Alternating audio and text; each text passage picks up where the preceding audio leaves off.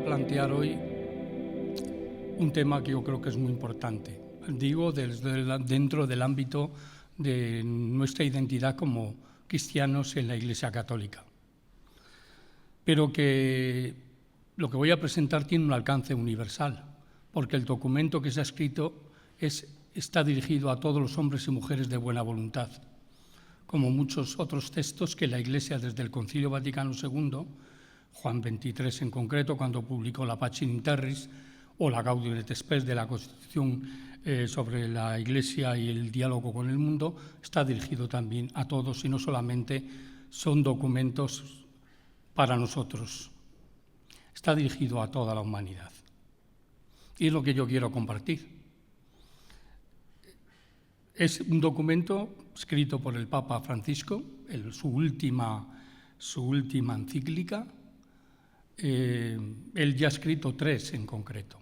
Una que la escribió a 4 manos con el Papa Benedicto XVI, la Lumen Fidei, la luz de la fe, si bien ya estaba toda preparada por el Benedicto XVI, pero él renunció y luego él aceptó, por así decirlo, que el anterior Papa Benedicto XVI había publicado en esa encíclica, que era, por así decir, la aportación del último sínodo que se celebró en 2012, donde todavía el Papa era Benedicto XVI. Pero lo que es identidad propia de encíclicas de este Papa, del Papa Francisco, es la Laudato Si, dedicada al medio ambiente, que es la primera encíclica que se dedica exclusivamente un Papa a este tema. Si bien otros temas, el tema del medio ambiente ya había sido tratado por otros papas, pero no exclusivamente un documento o una encíclica dedicada al respeto de la casa común. Y esta sería la segunda ya original también de él, centrada sobre todo en la amistad social y, cómo no, en la fraternidad. Por eso es Fratelli Tutti, todos hermanos, que es una expresión, como sabéis, de San Francisco de Asís. Que, por cierto, pues casi los documentos del Papa Francisco están atravesados por esa espiritualidad franciscana. Por eso él se puso el nombre de Francisco, pensando en el poverello de Asís, ¿no? En San Francisco de Asís. Bien, vamos a ver cómo yo voy a... Esperad un momento. Cómo yo voy a plantear este tema, que lleva como título la dimensión interreligiosa de la encíclica Fratelli Tutti, hermanos todos. En primer lugar, voy a hacer una introducción, como veis aquí en el esquema, espero que se vea bien. Después voy a centrarme en la exclusión de la salvación a los otros y por qué yo voy a decir esa exclusión. Segundo, ¿qué dijo el Concilio Vaticano II acerca de las otras religiones? Porque este tema va a jugar un papel muy importante en esa encíclica, sobre todo en el 8º capítulo y último, del que yo me voy a centrar especialmente, ¿vale? Yo no voy a hablar de toda encíclica, porque nos llevaría un año entero, pero yo me voy a centrar exclusivamente en la dimensión interreligiosa en este documento, en esta encíclica. Después, el Papa Francisco, el hombre de todas las religiones, como le ha definido una periodista argentina, que yo citaré, y después, con los últimos, llegamos a ser hermanos de todos, que es una expresión de Charles de Foucault, que atraviesa toda la encíclica esta idea tan interesante de Carlos de Foucault, ¿no? Y luego ya concluiré con algunos puntos claves que también quiero recordar en la conclusión. Bueno, vamos a ver, en primer lugar, creo que un documento hay que saber captar cuáles son las ideas claves para entender todo él, ¿vale? Creo que esto es muy importante. Si no asumimos esto, a lo mejor nos podemos, diría yo, un poco pues, divagar y no ir a lo nuclear. Yo creo que hay 2 ideas claves de esta encíclica sobre la fraternidad y sobre la amistad social.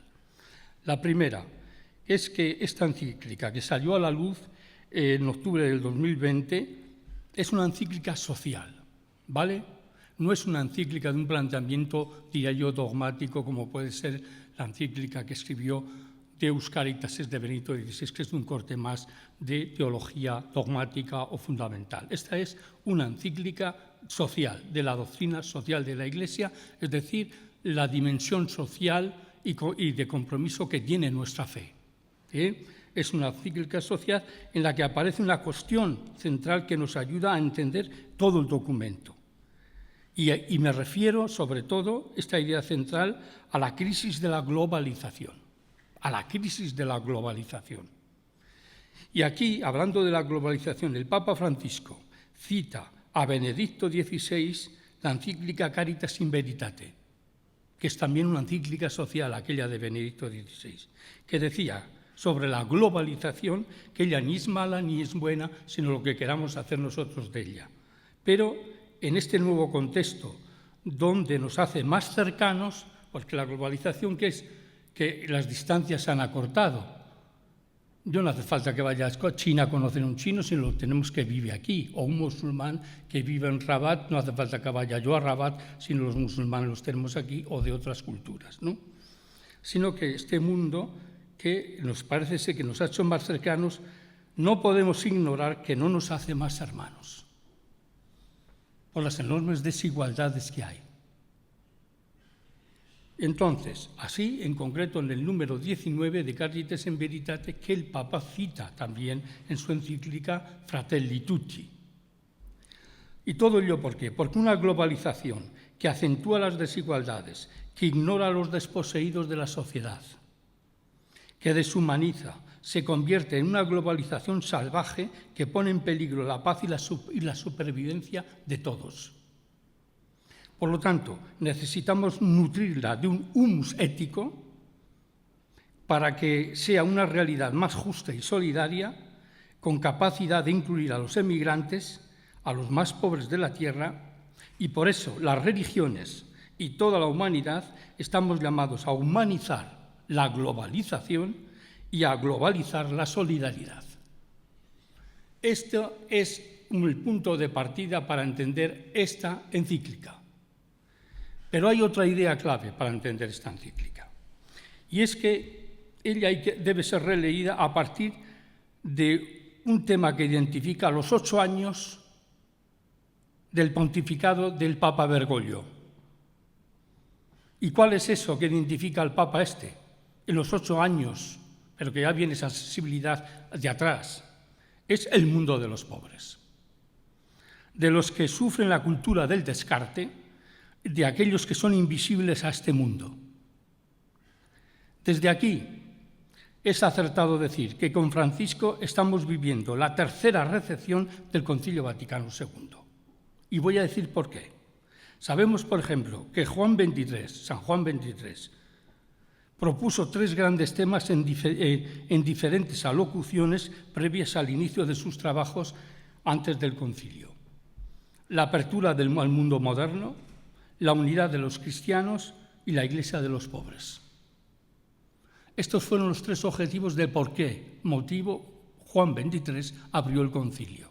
El diálogo con el mundo moderno, la unidad de los cristianos y la Iglesia de los pobres. La apertura al mundo moderno, ¿dónde se plasmó? En la Gaudium et Spes, que es la constitución de las 4 constituciones que hay en el Concilio Vaticano II, de los 16 documentos, 4 son constituciones. Pues una de ellas está dedicada al diálogo con el mundo. Segundo, la unidad de los cristianos, que sobre todo se afronta en el decreto Unitate Redintegratio, sobre la unidad de las iglesias. Y el tercero, la Iglesia de los pobres. Sin embargo, gente aguda del contexto fuera de Europa dijeron, Europa se centró especialmente en el diálogo con el mundo moderno, no la condena del mundo, no condena de la modernidad, y también del deseo de la unidad de todos los cristianos, porque es un escándalo para la evangelización que las iglesias estemos desunidas, no favorece nuestra credibilidad.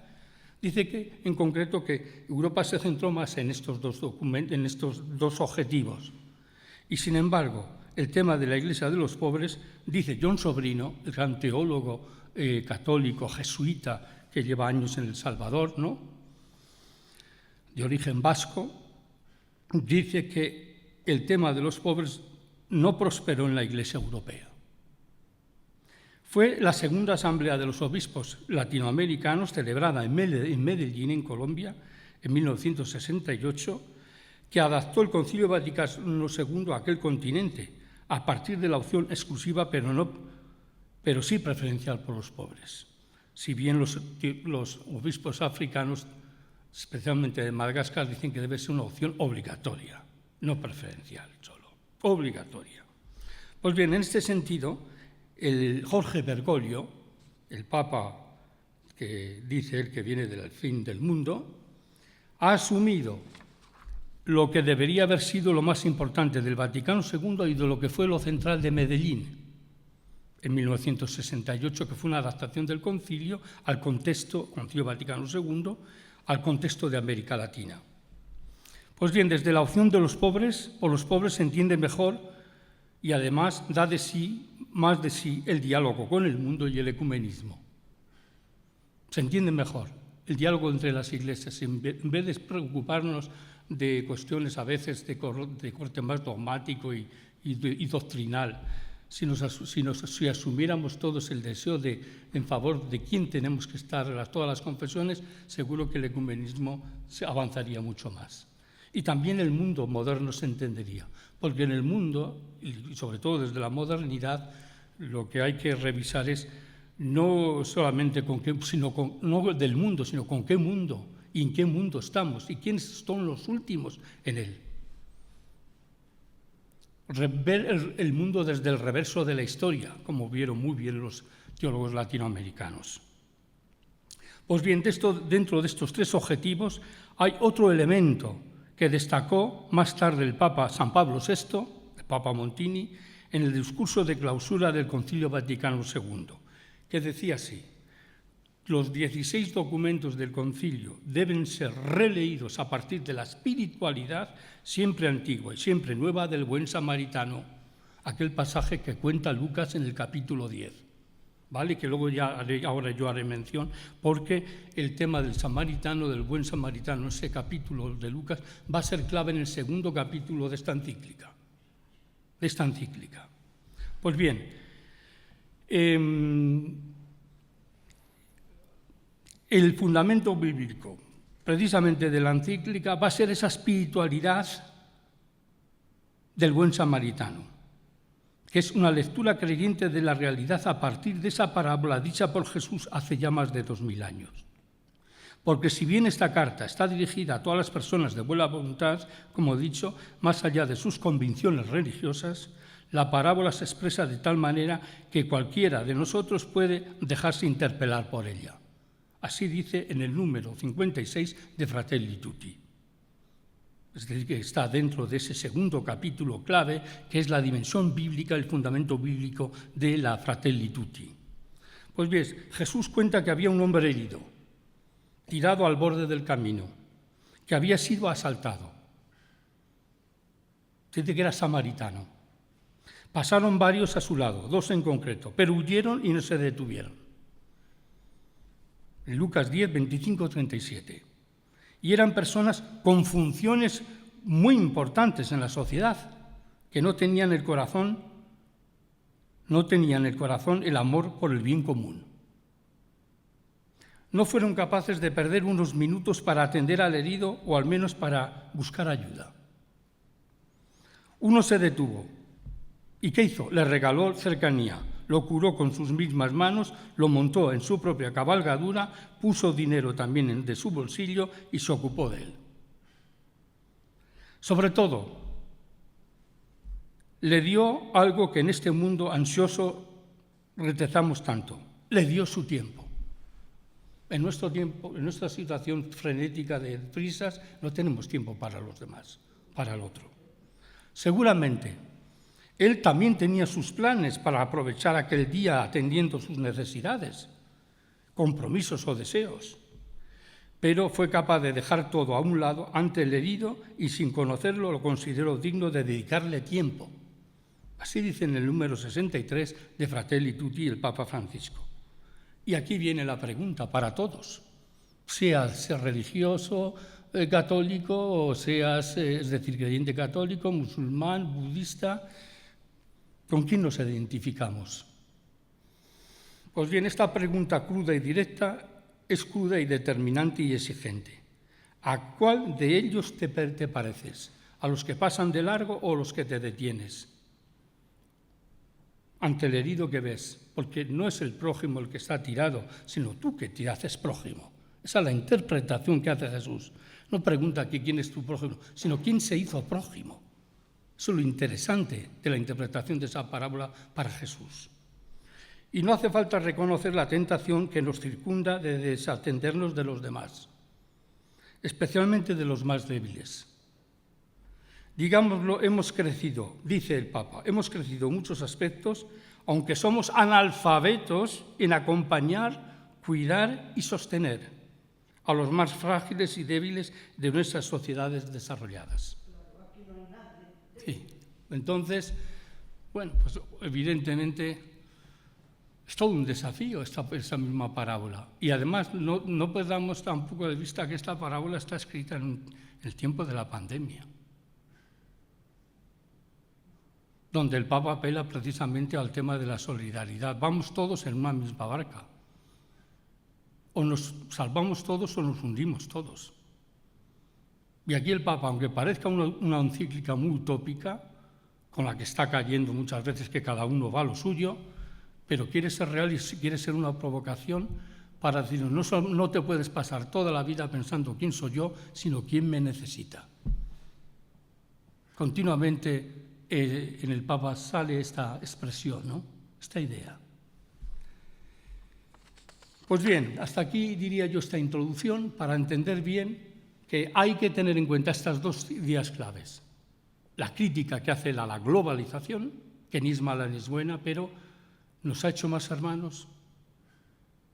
El mundo se ha estrechado, pero quizá a lo mejor en intereses económicos, etcétera, pero nos ha hecho más hermanos. Esta es la cuestión. Y luego después, que todo el pontificado de este Papa, de los 8 años que lleva, hay que entenderlo, todos sus escritos y mensajes, a partir de la opción preferencial por los pobres. Pero no cualquier pobre, sino las víctimas descartadas, como diré al final. Aquellos que ni siquiera esta sociedad sabe que existen. Los invisibles.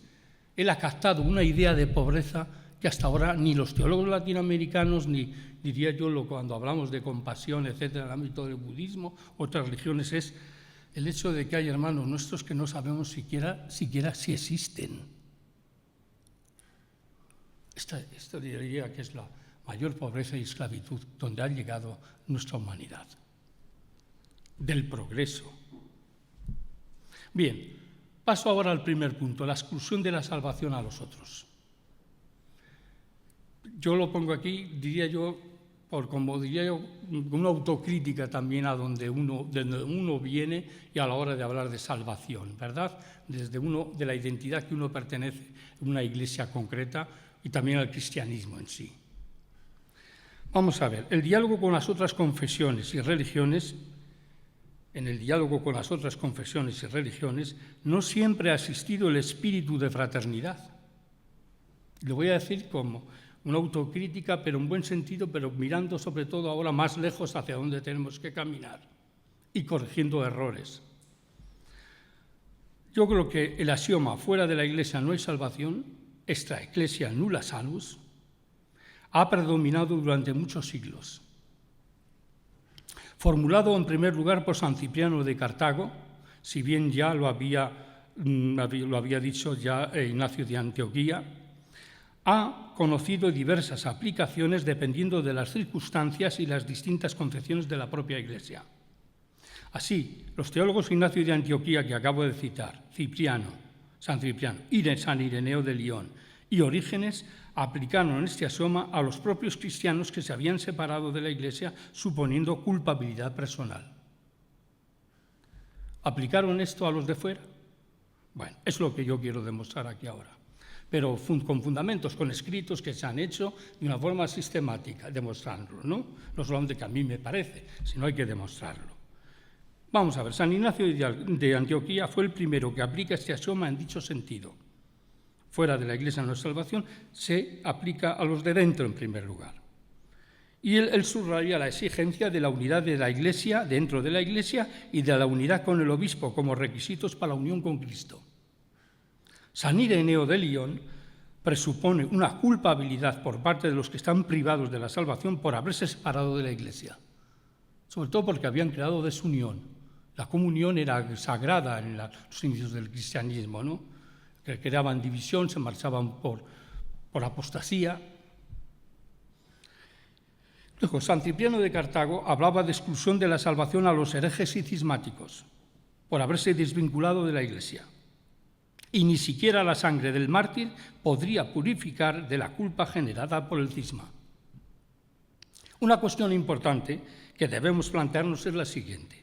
¿Se puede decir que Cipriano de Cartago emitió un juicio negativo sobre los paganos que estaban fuera de la Iglesia? ¿Eran considerados también culpables, por tanto, excluidos de la salvación? A estos interrogantes respondemos con esta tesis del teólogo Francis Sullivan, profesor mío en Roma, en la Universidad Gregoriana de Roma, que en su obra ¿Hay salvación fuera de la Iglesia? Ha demostrado con esta cita algo que yo creo que se tiene que tener bien en claro a la hora de interpretar el axioma fuera de la Iglesia no hay salvación.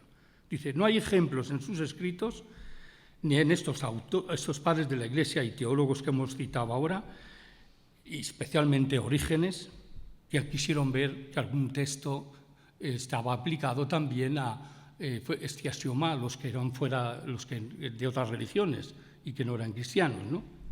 Pues bien, no hay ejemplos en sus escritos en los que explícitamente aplique su sentencia fuera de la Iglesia no es salvación a la mayoría del pueblo que era un pagano en su tiempo. Sabemos que juzgaba a los cristianos herejes y cismáticos culpables de su separación de la Iglesia. La pregunta es, y esta se la hace San Francis Sullivan, jesuita americano, ¿juzgaba también a los paganos culpables de no aceptar el evangelio cristiano y no entrar en la Iglesia? Dice él, no lo sabemos. Si alguien que algún día demuestre que en Ireneo, en sus escritos, o en Orígenes, o en estos primeros que yo he citado, Cipriano, Ignacio de Antioquía, demuestran de verdad que lo aplicaron a los de fuera, pues ya creo que ya habría que decir la tesis de Sullivan está superada, pero hasta ahora, que sepa yo, no se ha escrito ningún otro libro donde aparezca que esto se aplicó a los de fuera. La pregunta es, ¿por qué el planteamiento cambió una vez que el cristianismo se convirtió en la religión oficial del Imperio Romano y la mayoría del pueblo aceptó la fe cristiana? Pues bien, porque daban por hecho que el Evangelio había sido proclamado en todo el mundo y por consiguiente a quien no estaba dentro de la Iglesia lo consideraban culpable. Fue especialmente a partir del siglo V de la era cristiana, con San Fulgencio de Ruspe, que muere en el 532, se aplicó también a los que pertenecían a otras religiones. Decía así este santo a la hora de hablar de la salvación de los herejes cismáticos, paganos y judíos. Decía así, mantén con fe solidísima y no dudes en modo alguno que no solo todos los paganos, sino también los judíos y todos los herejes y los cismáticos que mueran fuera de la Iglesia irán al fuego eterno preparado para el diablo y sus ángeles. Pues bien, ante este planteamiento, lo que parecía más llamativo de este texto de Fulgencio de Ruspe, por ejemplo, a un teólogo de la talla como Hans von Balthasar, que creo que ha sido el hombre más culto del siglo XX, definido así por Benedicto XVI y otros, no es el carácter extremo de tal aseveración, sino el conocimiento del resultado condenatorio del juicio elevado a la categoría de fe, de verdadera fe. Cuando luego después sabemos que en 1492 se conquista un continente que nunca había oído hablar de Cristo y que todo un concilio como el concilio de Florencia, en concreto en el decreto de los jacobitas o coptos, pues prácticamente se eleva casi a una doctrina.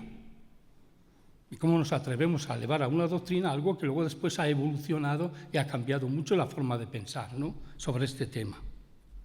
Pues bien, este es el primer documento oficial en el que, además de los herejes y los cismáticos, me refiero al Concilio de Florencia, son mencionados los judíos y los paganos en relación con el axioma, fuera de la Iglesia no hay salvación, que aquí incluiríamos también a los musulmanes. Este decreto, que en realidad es una bula preparada por Eugenio IV, ofrece un resumen de la fe cristiana en el que se expresa en una fórmula rígida la doctrina de la necesidad de la Iglesia para la salvación, casi tomada literalmente del Tratado sobre la Fe de Fulgencio de Ruspe.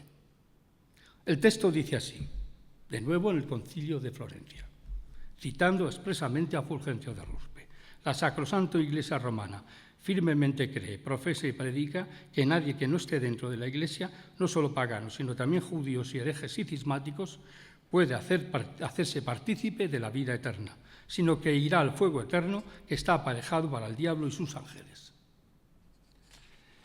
Bien, yo aquí surge la pregunta, ya que estamos hablando de la fraternidad, yo a veces me he preguntado en esta trayectoria, este recorrido, que ya digo que ha habido también luego después otro tipo de interpretaciones y visión y tal sobre este tema, yo pregunto, ¿hay una exclusión más radical que haber excluido de la salvación a los que morían fuera de la Iglesia?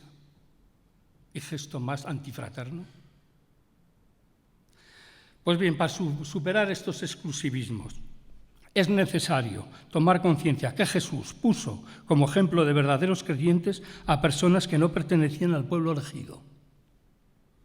Estoy pensando en el buen samaritano, ya lo hemos citado antes. Uno que es considerado incluso hereje, un samaritano enemigo, es el que ayuda al otro y da una verdadera lección de lo que significa la empatía y la compasión hacia el otro. Y que no pasa de largo y que tiene tiempo para el otro. Pienso también en la mujer sirofenicia. Pienso también en la mujer cananea que pide a Jesús curar a su hija. Y quien hace comprender a Jesús que sea como sea, él debe anticipar este amor de Dios a los otros y abrir sus puertas a todos. El juicio final, que narra Mateo en 25, 31, 46, es ante todo un juicio universal a creyentes y no creyentes desde un cuestionamiento radicalmente humano y ético. Y sabemos cuál es la pregunta: ¿con quién hemos estado en nuestra vida? No en qué religión hemos pertenecido, sino con quién hemos estado y a favor de quién. Cuando estaba en la cárcel me viniste a saber, cuando estaba enfermo, etcétera, cuando estaba hambriento me diste de comer, cuando estaba sediento. Pues bien, y sobre todo también desde el encuentro, sobre todo con el diferente, y el máximo yo lo diría, lo encontramos en el encuentro de Jesús con el centurión romano. De él dijo Jesús: os digo que ni en Israel he encontrado una fe tan grande. Cuando le pide que vaya a curar a su siervo. Dice, no hace falta que vayas, con una palabra ya sé que se va a curar mi siervo. Y así fue. Y dice, no he visto un hombre, os digo que no he visto un hombre con tanta fe en Israel. Y además, Mateo en capítulo 8 añade, Jesús dice así, y os digo que vendrán muchos de Oriente y Occidente a ponerse a la mesa de Abraham, de Isaac y Jacob en el reino de los cielos, mientras que los hijos del reino serán echados a las tinieblas de fuera. Pues bien, en este sentido, el Papa Francisco afirma en Fratelli Tutti que Dios no mira con los ojos, Dios mira con el corazón. Y el amor de Dios es el mismo para cada persona, sea de la religión que sea. Y si es ateo, es el mismo amor. Y dice incluso que cuántos amigos tenemos ateos que nos dan verdadero ejemplo. Lo dice, en la misma encíclica. Cuando llegue el último día, dice, y exista la luz suficiente sobre la tierra para poder ver las cosas como son, dice, nos vamos a llevar cada sorpresa. Lo dice así en el número 281 de la encíclica. Paso al segundo punto, el Concilio Vaticano II y las otras religiones, ¿vale? Lo tenéis aquí en el esquema, así vamos por orden, según el esquema que yo os lo pongo aquí. Vamos a ver, el Vaticano II, ¿qué supuso sobre todo ante esta mentalidad? A la nueva visión, yo creo, y un giro copernicano sobre este tema. Bien, yo en primer lugar, creo que para entender el giro totalmente copernicano y una revolución de la visión del cristianismo y la Iglesia ante las otras religiones, hay que leerse bien la declaración Nostra Aetate, que es de los 16 documentos del concilio, que tiene 4 constituciones, 9 decretos y 3 declaraciones. Pues de las 3 declaraciones hay una que está dedicada a la visión de la Iglesia, cómo ve la Iglesia a las otras religiones. Tiene solo 5 números. Yo voy a destacar especialmente 2. Uno que el Papa cita en su encíclica y otro, el número 5, el último de la Nostra Aetate, que no lo cita el Papa y no lo tiene en cuenta, y me ha llamado la atención que no aparezca en todo el texto. Valga esta observación un tanto crítica por mi parte, pero lo echo de menos porque hubiera reforzado mucho el concepto de fraternidad. Bien, pues bien, esta declaración Nostra Aetate, que significa nuestros días, y como en nuestros días, hoy día, no estamos y somos conscientes que los cristianos no vivimos los únicos en este mundo, sino que las tenemos que ver con otras muchas religiones y confesiones, pues la Iglesia dice concretamente en el número 2 de la declaración Nostra Aetate, aprobada por Pablo VI el 28 de octubre del 65, un mes y medio antes de terminar el concilio. Dice, la Iglesia valora la acción de Dios en las demás religiones y no rechaza nada de lo que esas religiones hay de santo y verdadero. Ya nos dice que fuera de eso todos al infierno, ¿no? Y no pocas veces reflejan un destello de aquella verdad que ilumina a todos los hombres. Cita que aparece en el número 277 de la encíclica Fratelli Tutti. La declaración Nostra Aetate para mí es muy importante, sin embargo, un número, el último, el 5, que hace relación a la fraternidad que debemos a los demás que creen diferente modo. Dice así, digo que por lo menos citarlo para que nos suene alguna vez, ¿no? Aunque sería conveniente que este documento se leyera. A mí me dijo una persona judía, una escritora, dice, para mí este texto del concilio es una revolución como judía. Y además en el número 4 de la Nostra Aetate, leerlo con lo que dice el concilio de los judíos es digno de tener en cuenta. Pues bien, dice, no podemos invocar a Dios, dice en el número 5 de la Nostra Aetate, que es Padre de todos, si nos negamos a conducirnos fraternalmente con algunos hombres creados a imagen de Dios. La relación del hombre para con Dios y con los demás hombres, sus hermanos, están de tal forma unidas que, como dice la Escritura, el que no ama no ha conocido a Dios. Citando Juan 4:8. La Iglesia, por consiguiente, reprueba como ajena al Espíritu de Cristo cualquier discriminación o vejación realizada por motivos de raza, por motivos de color, de condición o religión, y ruega ardientemente a los fieles cristianos que, observando en medio de las naciones una conducta ejemplar, tengan paz con todos los hombres y mujeres para que sean verdaderamente hijos del Padre que está en los cielos. Hasta aquí la cita del número 5 de la declaración Nostra Aetate. Yo echo de menos este texto en la encíclica, que creo que es importante que se añada. Y no solo el número 2, como el Papa cita en la encíclica. Pues muy bien, en esta línea el Papa Francisco sostiene que la violencia y el terrorismo no encuentra fundamento en las convicciones religiosas fundamentales, sino en sus deformaciones. Número 282 de Fratelli Tutti. El terrorismo execrable que amenaza la seguridad de las personas no es causa de la religión, sino de las interpretaciones equivocadas de los textos religiosos. Tal terrorismo debe ser condenado en todas sus formas y manifestaciones. Cada uno está llamado a ser un artesano de la paz, uniendo y no dividiendo, abriendo las sendas del diálogo y no levantando nuevos muros. Así, en el número 283, que hoy se siguen construyendo muchos muros en vez de puentes. Y pontífice significa el que hace puente. Eso es el papel del Papa en la Iglesia, ¿no? Y creo que yo voy a definir a Francisco, y lo diré luego más tarde, el nombre de todas las religiones. El Papa Francisco, y esto es muy importante, el documento que firmó en Abu Dhabi con el gran imán Hamid Tayeb, el 4 de febrero del 2019, ese texto es clave para entender la Fratelli Tutti también, esa declaración de los dos líderes religiosos del Islam y la Iglesia Católica, ¿no? en ese documento, en esa declaración, que había que leerlo en las escuelas, en las universidades y trabajarlo ese documento, que en muchos puntos el que llevó más la delantera fue el propio imán.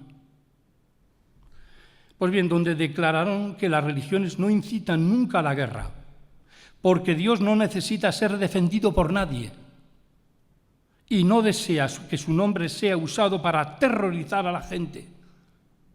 285 de Fratelli Tutti. Porque quien mata a una persona es como si hubiese matado a toda la humanidad. Eso está en el Corán. Eso es cita del Corán. Y quien salva a una persona es como si hubiese salvado a la humanidad entera. 285 de Fratelli Tutti, y que también se cita en el documento sobre la paz y sobre todo en la fraternidad entre todos los pueblos, que en ese documento que firmaron un musulmán y el Papa Francisco en Abu Dhabi el 4 de febrero del 2016. El diálogo entre las personas de distintas religiones no se hace meramente por diplomacia o amabilidad o tolerancia. El Papa, citando a los obispos de la India, afirma, el Papa Francisco, el objetivo de establecer amistad, paz, armonía y compartir valores y experiencias morales y espirituales en un espíritu de verdad y amor. Número 271. Creo que también en la encíclica Fratelli Tutti, pues es muy importante, al igual que la Nostra Aetate, el diálogo con nuestros hermanos los judíos. Sobre todo en el número 4 de la Nostra Aetate del Concilio Vaticano II. Esta declaración, acusada de herejía por contradecir algunos postulados antisemitas que habían mantenido la Iglesia Católica, que decíamos antes del concilio, por los pérfidos judíos en el Viernes Santo, porque habían sido responsables de la muerte del Mesías. Pues bien, yo creo que en el Concilio Vaticano II, y de hecho el Papa Juan XXIII pidió que se retirara más esa petición, que no se dijera más. Y es más, son considerados los judíos como nuestros hermanos, porque Jesús fue judío. Eso no lo podemos perder de vista, ¿no? Y además, recordemos que el Concilio Vaticano II se celebra unos años después de la Segunda Guerra Mundial y sabemos lo que pasó en el Holocausto, la persecución a los judíos, etcétera, ¿no?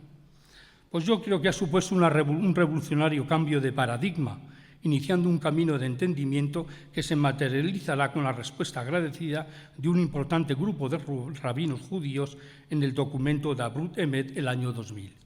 Pero es más, yo creo que hay detalles del Papa Francisco, en concreto, su amistad con el rabino Abraham Sorka, con quien escribió juntos un libro sobre el cielo y la tierra. Interesante, que habría que leer una vez en la vida ese libro, ¿no? Creo que a mí me ha iluminado y me ha llamado la atención el diálogo tan interesante que mantiene un cristiano con un judío, ¿no? En la época moderna, en la actualidad. Además, a quien define como hermano y amigo a este judío. Jorge Bergoglio propuso a la Universidad Católica que otorgaran a este rabino Sorka, el rabino Sorka, un doctorado honoris causa.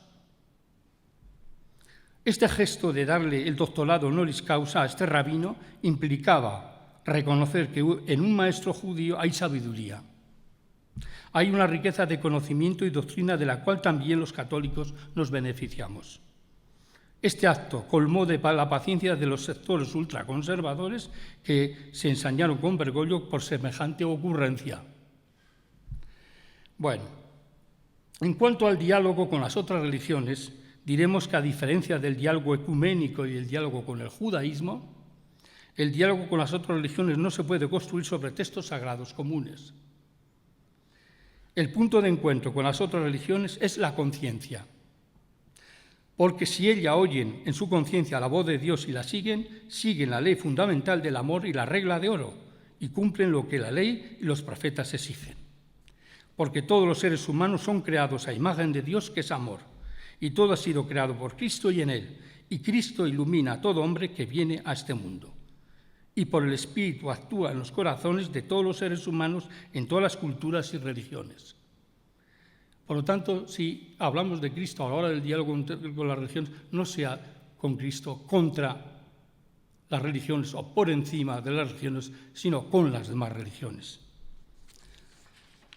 Bien, creo que mártires y verdaderos mártires, no terroristas suicidas, hay en todas las confesiones y religiones.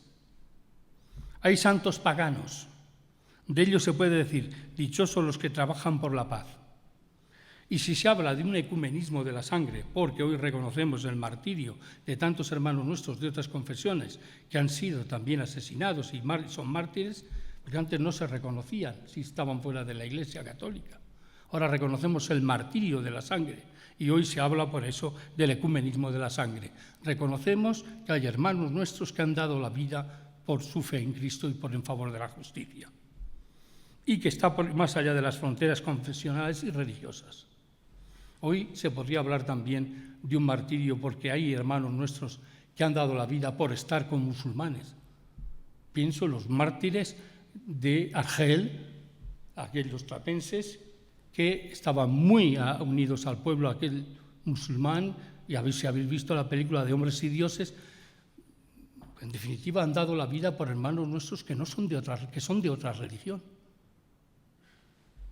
Y así también otros ejemplos de algún obispo también que fue muy querido por los musulmanes. Fue asesinado también por fanáticos musulmanes, y en el entierro, y estoy hablando concretamente de un obispo dominico, que en el entierro la mayoría eran todos musulmanes, por el cariño que tenían a esta persona, ¿no? Hoy se puede hablar, por lo tanto, no solo de un ecumenismo de la sangre, sino de un diálogo interreligioso de la sangre. Y yo creo que esto, fruto, diría yo, de todo este caminar del concilio, donde vamos siendo sensibles en el que tenemos que caminar juntos y aprender de los otros. Paso al tercer punto, el Papa Francisco, el hombre de todas las religiones. Bien, aquí quiero citar sobre todo un libro que a mí me resultó muy sugerente, de la escritora argentina Evangelina Gimitian, que titula así el libro Francisco el Papa de la Gente, publicado en el año 2013. Que el Papa Francisco, dice ella, es el hombre de todas las religiones. Es decir, Jorge Bergoglio suele decir que para ser un buen católico hay antes que ser un buen judío. Sin miramientos una vez dijo que le gustaría que muchos cristianos tuvieran el compromiso y la integridad de un amigo suyo ateo. Toda la semana se reunía una hora con el jardinero del arzobispado en Buenos Aires, que era pentecostal. No hace mucho nos pedía a los católicos que se reconciliaran con los musulmanes. Entonces, ¿quién es el Papa Francisco? Y dice Evangelina Gimitian, esta escritora, ciertamente un hombre de todas las religiones. Pero el Papa Francisco rechaza, eso sí, un sincretismo conciliador. Y vamos a ver qué se entiende por este sincretismo. Lo dice así en su primera exhortación programática Evangelii Gaudium, la alegría de evangelizar. Dice así: en este diálogo siempre amable y cordial, nunca se debe descuidar el vínculo esencial entre diálogo y anuncio, que lleva a la Iglesia a mantener y a intensificar las relaciones con los no cristianos.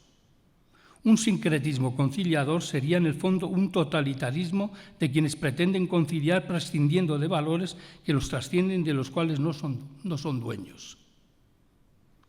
La verdadera apertura implica mantenerse firme en las propias convicciones más hondas, con una identidad clara y gozosa, pero que yo deseo también a las demás religiones.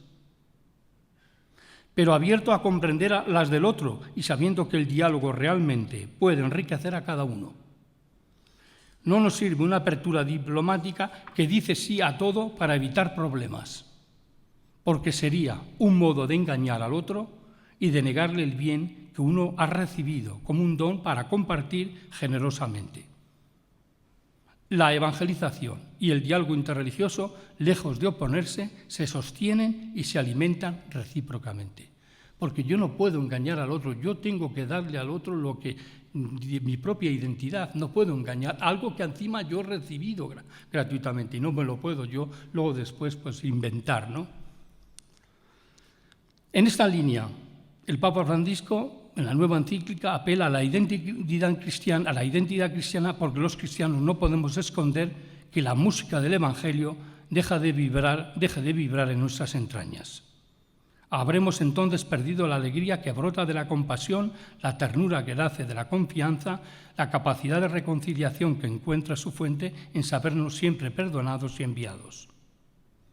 Y por eso, si la música del Evangelio deja de sonar en nuestras casas, en nuestras plazas y trabajos, en la política y en la economía, habremos apagado la melodía que nos desafiaba a luchar por la dignidad de todo hombre y toda mujer. Si bien, añado a esto, que Francisco respeta y acepta que otros beben de otras fuentes. Y cómo no, en un texto como el que estamos analizando de Fratelli Tutti, no podía faltar algo que nos preocupa a todos, y es que el Papa exige también la libertad religiosa. Sin libertad no puede haber diálogo. La libertad religiosa para los creyentes de todas las religiones. Esta libertad es el camino de la fraternidad y de la paz. Y pide también que los creyentes de todas las religiones encuentren espacios para conversar y para actuar juntos por el bien común y la promoción de los más pobres.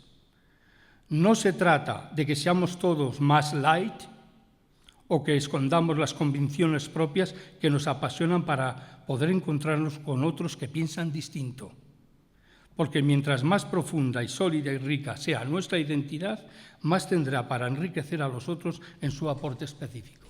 Porque no habrá verdadero diálogo, y eso sirve para todas las religiones, si no hay una identidad propia. Cuando hay una verdadera identidad, somos capaces de aprender al otro. Los fundamentalismos, sin embargo, es cuando no hay una clara identidad, arremetemos con el otro que piensa distinto. Porque si hay algo en el diálogo de la humanidad, tanto humano como también religioso, son los fundamentalismos, que también existen en el secularismo. En el laicismo hay mucho fundamentalismo también, pero también en lo religioso.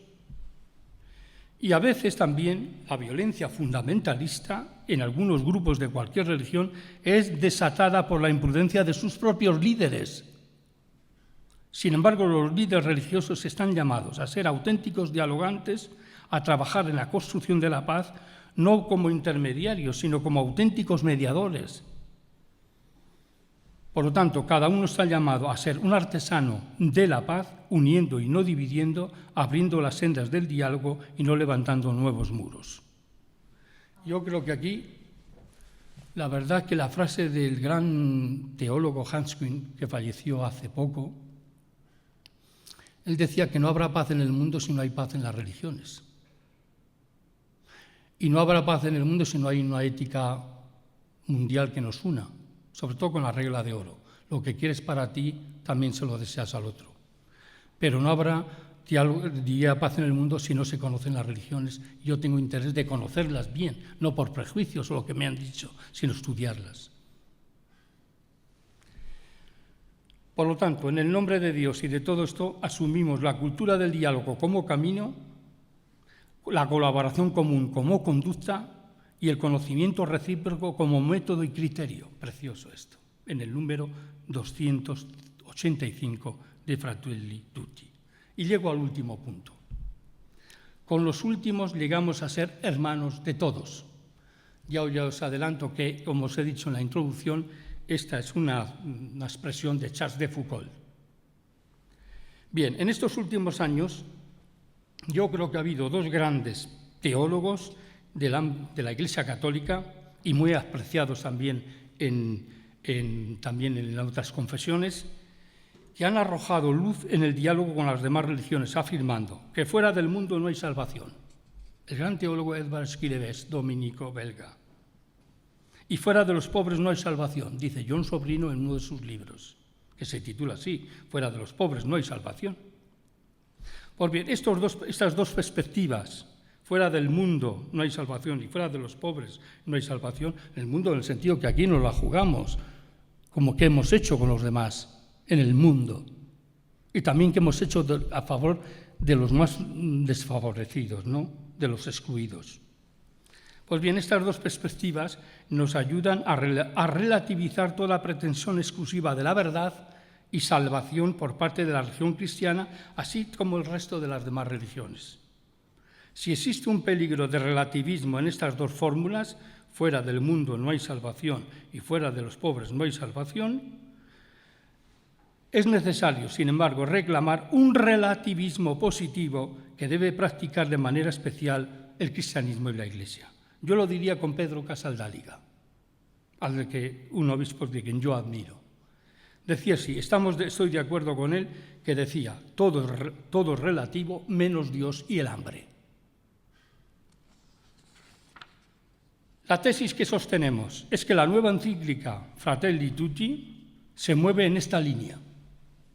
Si se lee con detalle el capítulo último, que es el que hoy nos centramos en esta conferencia, a la hora de analizar la encíclica, y que lleva como título Las religiones al servicio de la fraternidad en el mundo, así se titula el 8º capítulo y último de la encíclica.